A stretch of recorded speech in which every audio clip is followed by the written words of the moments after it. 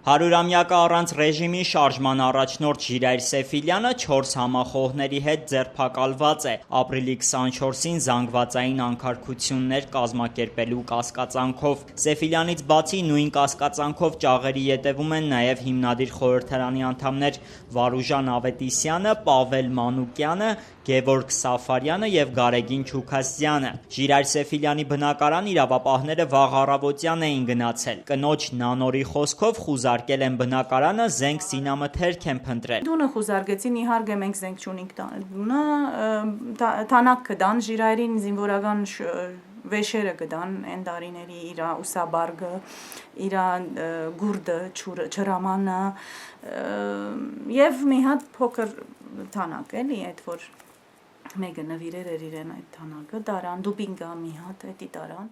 Խուզարկություններ են իրականացվել նաև հիմնադիր խորհրդարանի ղեկավար կազմի մյուս անդամների բնակարաններում։ Վաղ առավոտյան 7-ից տասնյակ ոստիկաններ շրջափակել էին հիմնադիր խորհրդարանի գլխավոր գրասենյակը։ Ազգային անվտանգության ծառայության և քննչական կոմիտեի աշխատակիցները խուզարկություն էին իրականացնում, իսկ ոստիկանությունը հսկում էր շենքի մուտքը։ Ժամեր շարունակ իրավապահները որևէ բառ չէին հաղորդում գործողությունների ու դրանց նպատակների մասին։ Շենքի շուրջը հավաքվող ակտիվիստների խումբը հետզհետե մեծանում էր։ Դուք բառացի ասում եք, ոչ մի թղթաբանական հիմնավորում չեք տալի։ Դատարանի որոշում, ինչ-որ մի բան տեսնեմ, սա իմ տունն է։ Սա իմ տունն է։ Ներսում գտնվող քննչական գործողություն կատարող անձանց, մեր հետ չէ։ Այսինքն հետո դուրս գնան, հարցի չպատասխանելը տենց էլ չիմացան։ Ով եկավ մտավ, ով գնա։ Մոտ 7 ժամ տևած խուզարկության արդյունքում ի վերջո իրավապահները հիմնադիր խորհրդարանի գրասենյակից մի շարք իրեր առգրավվեցին։ Դրսում հավաքված քաղաքացիները հեգնական ծափողջյուններով արձագանքեցին։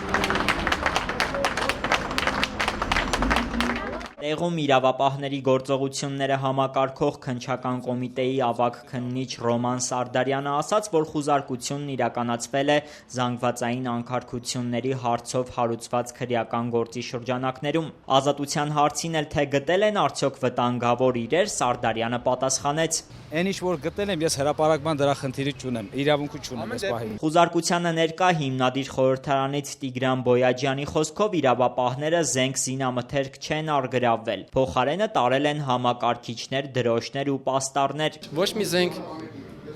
ընդամենը մի քանի թղթեր, պայմանագրեր, մեր պայմանագրերը, մեր ծանոթությունները, մի խոսքով ամեն ինչ տարան։ Հիմնադիր խորհրդարանի մի քանի անդամներից բացի 7 ժամ շարունակ խուզարկության ընթացքում շենքում էր նաև անչափահաս Հովհաննես Հարությունյանը, ում ինչպես ինքը ասաց, իրավապահները թույլ չեն տվել շենքից դուրս գալ։ Ես իրաց բազմիցս նշեցի, որ պետք է գնամ պարոն քննիչին, ինքը անդադ ասում էր հա, եւ վերջում երբ որ մի ձայն էին տալիս արդեն դրսից, մոտիկացա իրան ասեցի, ինքը զանգեց, չգիտեմ, ոմն պարոն Գրիգորյանի, ճշտեց, որ դուրս գան։ Հիմնադիր խորհրդարանի պատգամավոր Վարդան Հակոբյանը հայտարարեց, իրադարձությունների զարգացման նման սցենար իրենք կանխատեսում էին եւ ունեն նաեւ պահուստային տարբերակ։ Հարցին, թե Սեֆիլյանի ազատազրկման դեպքում ով է համակարգելու շարժումը, Հակոբյանը պատասխանեց, այդ մասին չի ցանկանում խոսել առաջնորդին չթիրախավորելու համար։ Մենք շատ լավ հասկանում ենք, որ իշխանությունները փնտրում են թիրախներ։ Եթե իրենց թվում է, որ թիրախներին այսօրվա,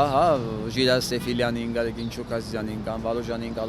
ձերբակալելով կարող են վիժեցնել շարժումը, պետք է հասկանալ, որ ժողովրդական շարժումը սովորաբար կախված չի լինում մեկ լիդերից, մասնավորապես մեր դեպքում մենք այդպիսի կառուցվածք էինք ընտրել, որ նման զարգացումների դեպքում չլիներ վիժեցնել շարժումը։ Հակոբյանի խոսքով իշխանափոխություն պահանջող շարժման բազմաթիվ աջակիցներ հորդորում են հենց հիմա փողոց դուրս գալ եւ կտրուկ գործողությունների դիմել։ Իրենք սակայն դեռևս զսպում են նրանց։ Ես կարծում եմ զանգվածային անկարգություններ արդեն քննչական կոմիտեն իր հայտարարություններով հենց հիմա ձևավորում է եւ ինքն է սկսում այդ զանգվածային անկարգությունները։